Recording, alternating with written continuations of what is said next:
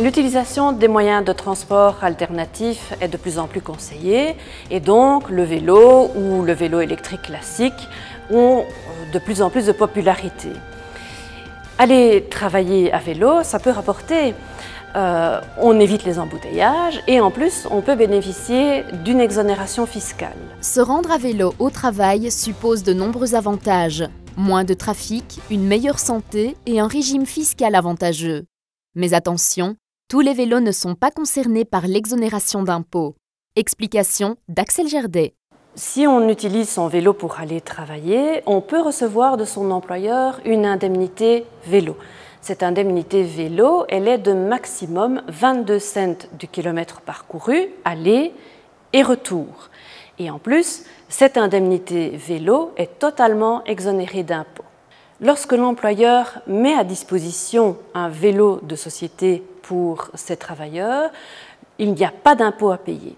L'utilisation de ce vélo est entièrement gratuite, peu importe qu'on l'utilise à des fins professionnelles et à des fins privées, le week-end ou pendant les vacances.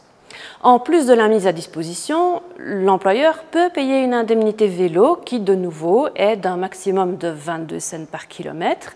Cette indemnité-là, elle peut servir à compenser les frais liés à l'usage du vélo, comme par exemple pour acheter des éléments de protection ou des vêtements adaptés pour rouler à vélo.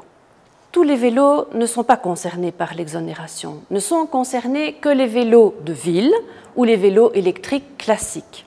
Si bien que l'employeur qui met à disposition un vélo de course ou un vélo tout-terrain à son travailleur, le travailleur devra payer un impôt sur l'utilisation de ce type de vélo. Pour les vélos électriques classiques, il faut qu'ils répondent à 3 conditions. Ils doivent bénéficier d'une assistance au pédalage, la vitesse du vélo est de maximum 25 km/h et la puissance du moteur maximum 250 watts. À côté des vélos électriques classiques, on trouve sur le marché toute une série de vélos électriques rapides et dont la vitesse peut atteindre jusqu'à 45 km/h. Ces vélos-là ne sont pas concernés par l'exonération parce qu'ils ne sont pas considérés comme des bicyclettes au sens du code de la route, mais plutôt comme un cyclomoteur. Et ces cyclomoteurs ne peuvent pas bénéficier de l'indemnité de 22 cents de kilomètre parcouru, ni de l'exonération totale quand c'est l'employeur qui les met à disposition.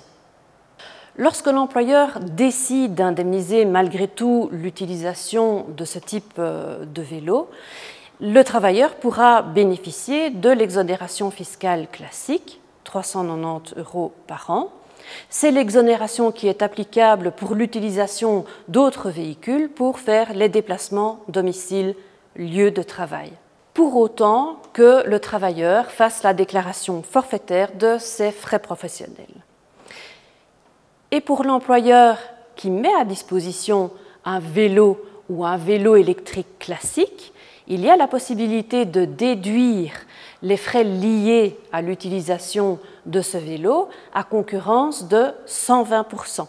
S'il met à disposition un vélo électrique rapide, la déductibilité sera plafonnée à 100%. Comme quoi, pédaler, ça peut rapporter.